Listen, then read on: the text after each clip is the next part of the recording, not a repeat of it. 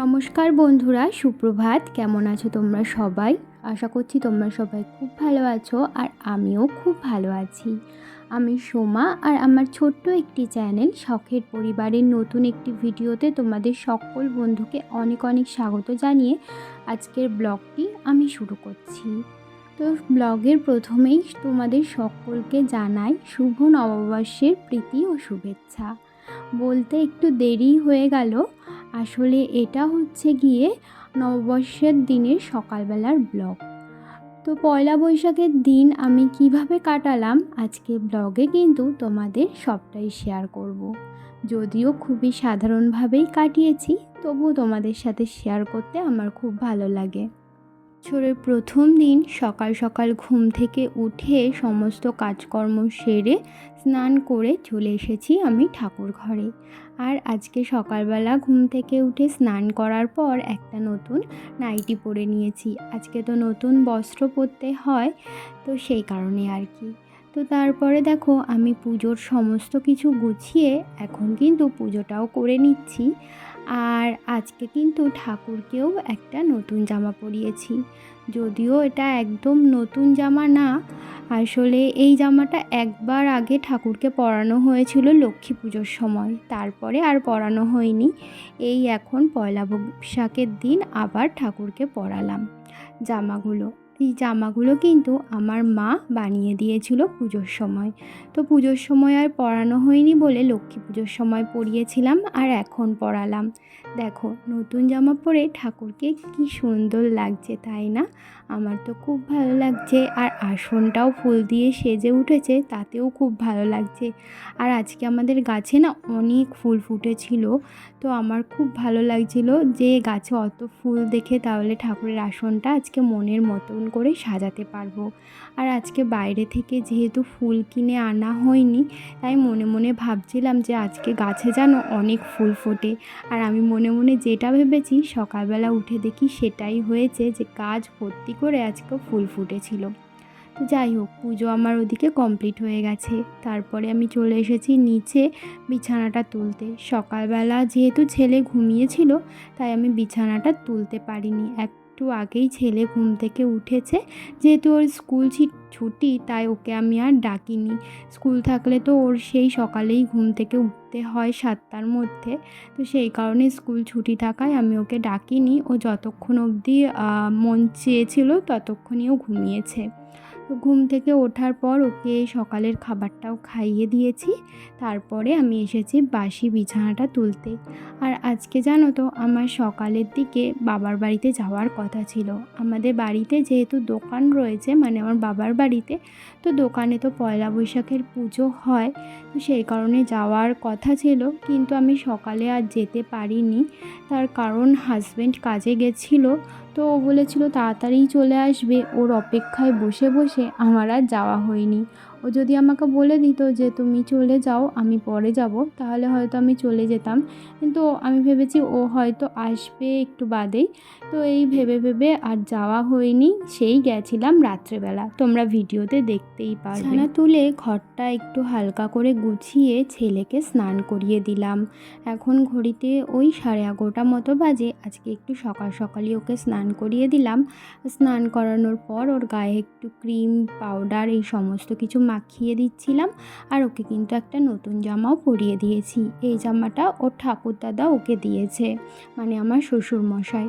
তো সেই নতুন জামাটাই আজকে পরিয়ে দিলাম। আর এই দেখো ওকে টিপ সমস্ত কিছুই পরিয়ে দিচ্ছিলাম একে একে। আর ও এই ক্রিম ট্রিম মাখানোর সময় এত বদমাইশি করে, হাত পা এদিক ওদিক ছুটতেই থাকে, মানে এক জায়গায় স্থির থাকে না। তোমরা তো দেখতেই পাচ্ছ, ওকে বকা দিয়ে দিয়ে তারপরে এক জায়গায় স্থির করাতে হয়। তো দেখো নতুন জামা পরিয়ে ওকে ভাবছিলাম একটা ফটো তুলবো। তো দেখো কিভাবে এদিক ওদিক হেঁটে বেড়াচ্ছে, একটা জায়গায় দাঁড়াচ্ছিলই না। যে কটা ফটো তুলেছি সব কটা হেজিয়ে এসছে। তো ফটো তুলতেই চায় না ছোট্টবেলার থেকেই, মানে ফটো তুলতে গেলেই ও এত নড়াচড়া করে যে কি বলবো। তো যাই হোক, আমার সংসারের সমস্ত কাজকর্মই হয়ে গেছে। এখন আমি আমার হাজব্যান্ডের অপেক্ষায় বসেছিলাম, ও কখন আসবে আর আমরা কখন যাব আমার বাবার বাড়িতে। এখন ভাবলাম বসে না থেকে আমার এই নতুন কুর্তিটা একটু হালকা করে মেরে নিই। এম সাইজে কিনেছি, কিন্তু তবুও দেখো আমি এতটাই রোগা, আমার আরেকটু মারতে হবে। আবার স্মল কিনলে অনেকটাই টাইট হয়ে যেত, তো সেই কারণে স্মলটা নিইনি, মিডিয়ামটাই নিয়েছি। একটু হালকা করে 1 আঙ্গুল মতো সাইডে মেরে নিলেই এটা আমার পুরো ফিটিংস হয়ে যাবে।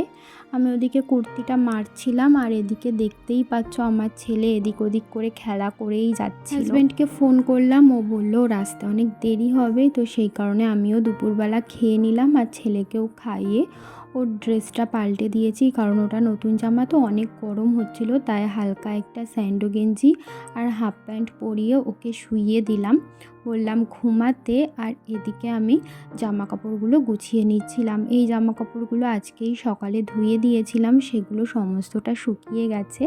বাইরে যে পরিমাণ রোদ, মনে হয় 1 ঘন্টার মধ্যেই সমস্ত জামা কাপড় শুকিয়ে যায়। শুধুমাত্র মোটা মোটা যে গেঞ্জিগুলো, ওগুলো শুকাতে একটু সময় লাগছে, তা বাদে সুতির জিনিসগুলো তো 1 ঘন্টাও লাগছে না, তারও কম সময়ের মধ্যে একদম শুকিয়ে কাঠ হয়ে যাচ্ছে। তো দেখো আমি এদিকে জামা কাপড় গোছাচ্ছিলাম, আর ওদিকে ছেলে কি বলছিল কি জানি, ওর সাথেই আমি বক বক বক বক করছিলাম। আসলে ওকে আমি বলছিলাম তুমি তাড়াতাড়ি ঘুমিয়ে পড়ো, তারপর আমরা বিকেলবেলা ঘুম থেকে উঠে মামার বাড়ি যাব। ও তো সেই কারণেও প্রচণ্ড খুশি হয়ে গেছিলো এই কথাটা শুনে, তাই বলছিল আজকে তাহলে পড়তে যাব না, মামার বাড়িতে যাব। তো যাই হোক, এই সমস্ত কথাবার্তাই আর কি ছেলের সাথে বলছিলাম, আর এদিকে আমি জামা কাপড়গুলো এক এক করে ভাঁজ করে নিচ্ছিলাম। আর এই কদিন ধরে না এত পরিমাণ জামা কাপড় আমার কাচতে হচ্ছে, যবে দিয়ে ছেলে স্কুলে ভর্তি হয়েছে, পড়তে যাচ্ছে তবে দিয়ে আর কি ও মানে বেশি জামা কাপড় হচ্ছে। যেমন আমি যাচ্ছি ওকে দিতে, আমার একটা চুড়িদার, ছেলের এক্সট্রা অনেক জামা প্যান্ট হচ্ছে, একটা পরে পরতে যাচ্ছে, বাড়ি এসে আবার সেটা খুলে রাখছে, আবার অন্য একটা পরছে। এই করে করে না আমার রোজ দিন এক গাদা জামা কাপড় কাচতেই হচ্ছে। তারপরে হাজব্যান্ড কাজে যায়, সেই জামা কাপড়গুলো খুলে রেখে দেয়, সেই জামা কাপড় মিলিয়ে অনেক জামা কাপড়। তো সমস্ত জামা কাপড় আমি ভালো করে ভাঁজ করে নিয়েছি, তারপর আলমারিতে আমি রেখে দিচ্ছিলাম।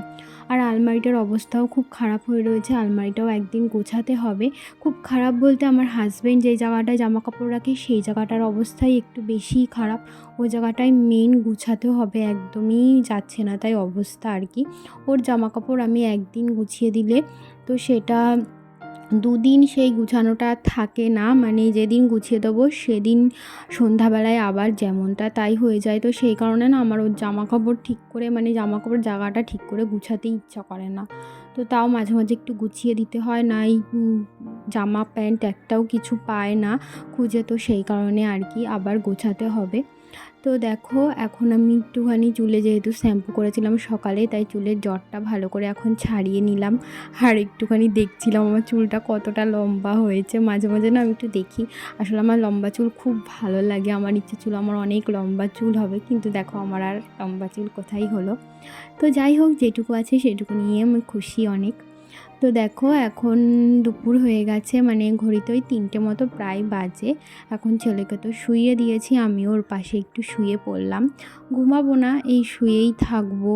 আর ভাবছিলাম না, আমি সারাদিন ভাবছি আজকে যে হাজব্যান্ড কখন বাড়ি আসবে। ওকে তো বারবার ফোনও করতে পারছিলাম না, যেহেতু কাজে ছিল। কাজের মধ্যে আমি ওকে বেশি ফোন করি না আসলে। দুপুরবেলা তো ছেলে ঘুমিয়েছিল, আর এখন হয়ে গেছে বিকেল, আমি ওপরে চলে আসলাম সমস্ত ঘরদোয়ারগুলো ঝাড়ঝুট দিতে। তো একদিকে ভাবছিলাম যে যাই হোক, দেরি করে বাবার বাড়িতে গেছি, একদিকে ভালোই হয়েছে। বছরের প্রথম দিন আমি যদি সকালের দিকে চলে যেতাম, এই বিকেলবেলা ঘরদোয়ার ঝাড়ঝুট দেওয়া, সন্ধ্যাবাতিটাও দেওয়া হয়তো আজকে হতো না, কারণ আমার শাশুড়িমা তো বাড়ি আসতেন 7টা, 7:30, 8টার দিকে। তো সেই কারণে উনি হয়তো এসে পুজোটা দিতেন, সন্ধ্যাটা দেওয়া হতো না। তাই একদিকে ভালোই হয়েছে দেরি করে গেছি, বাড়ির সমস্ত কিছু করে রেখে তারপরে যেতে পেরেছি। মেন এই সন্ধ্যাবাতিটা দিয়ে রেখে যেতে পেরেছি, এতেই আমার মনে অনেকটা শান্তি লাগছিল।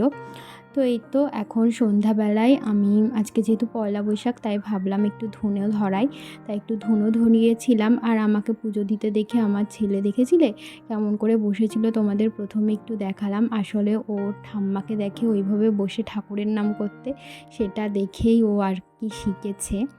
তো দেখো আমি সমস্ত ঠাকুরকে কিন্তু ধুনো দিয়ে আরতি করে নিচ্ছিলাম। ধুনো দিয়ে আরতি করার পর সমস্ত ঘরে বাড়িতে আমি সব জায়গায় ধুনোর ধোঁয়া দেখিয়ে এনেছিলাম। তো সন্ধ্যা টন্ধ্যা দিয়ে না ভাবছি ছেলেকে একটু খাইয়ে দাইয়ে বই পড়াতে বসাবো। ওর পাপা ফোন করেছিল, বলল আস্তে আস্তে অনেক রাত হয়ে যাবে। ও বললো যতই রাত হোক না কেন ও আমাকে নাকি নিয়েই যাবে আমার বাবার বাড়িতে। আর এমনিতেও কি ওখানে যেতেই হবে, কারণ বাবার বাড়ির পাশেই একটা দোকানে আমাদের হালখাতা আছে। আর আমার শ্বশুর বাড়ির থেকে আমার বাবার বাড়ির দূরত্ব একদমই কাছাকাছি, বাইকে গেলে ওই 10-15 মিনিট মতো লাগে। তো এই তো দেখো এখন হাজব্যান্ড একটু আগেই বাড়ি আসলো, এখন বাজে ঘড়িতে ওই 9টা, এসেই আমাকে বললো তাড়াতাড়ি রেডি হতে। তো আমি দেখো একটা কুর্তি পরে নিয়েছি, যেই কুর্তিটা তখন মারলাম ওটা আর পরিনি। এই যেই কুর্তিটা পরেছি এটা আমার জন্মদিনে আমার দাদা আমাকে গিফট দিয়েছিল, আর আমি সেই জন্মদিনের দিনই শুধু পরে একটু কেক কেটেছিলাম আর আজকে পরলাম। তো নতুন এই কুর্তিটা বলতে পারো। তো এই তো এই কুর্তিটা পরে নিয়েছি, আর তারপর চুলটা উঁচু করে বেঁধে নিলাম, আর মুখে একটু ক্রিম লাগিয়ে একটুখানি পরে নিচ্ছি একটুখানি ঠোঁটে লিপস্টিক, ব্যাস আর কিচ্ছুই করব না। আর বাইরে যা গরম, মুখে আমার মনে হয় না আর কিছু মাখার দরকার আছে।